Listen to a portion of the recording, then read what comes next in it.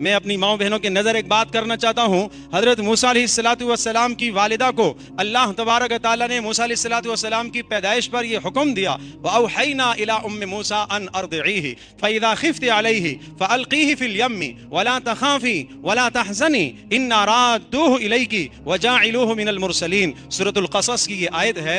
موسیٰ علیہ السلام کی والدہ کو یہ حکم ہوا کہ اے موسیٰ علیہ السلام کی والدہ، موسیٰ علیہ السلام کے حوالے سے آپ کو اندیشہ ہو کہ فرعون کے کارندے اور پولیس آ کر موسیٰ علیہ السلام کو قتل کر دے گی.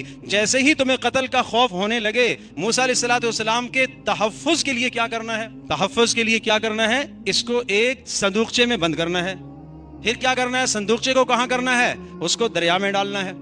وہ دریا کی نہر کہاں جائے گی؟ وہ فرعون کے گھر میں جائے گی. اب سنیے تو صحیح، سوچئے تو صحیح، ماں کو اپنے بچے سے کتنی پیار ہے، لیکن اللہ کا جو حکم ہے دکھنے میں ہلاکت ہے، اس لیے کہ صندوقچے میں ڈالیں گے تو دم گھٹ جائے گا، ہلاکت. اور پانی کے نظر کریں گے تو ڈوب جائے گا، ہلاکت.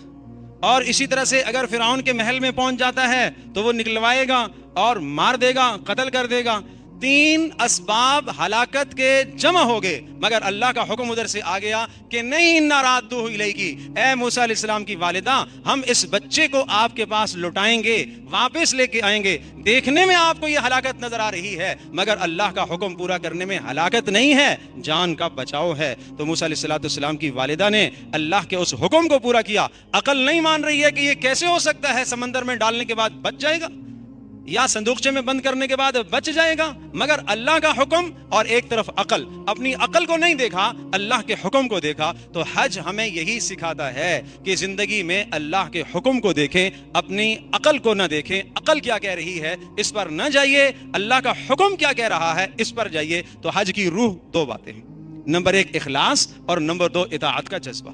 اگر یہ 2 چیزیں آ گئیں تو یہ حج مبرور ہوگا اور انشاءاللہ یہ حج عند اللہ مقبول ہوگا.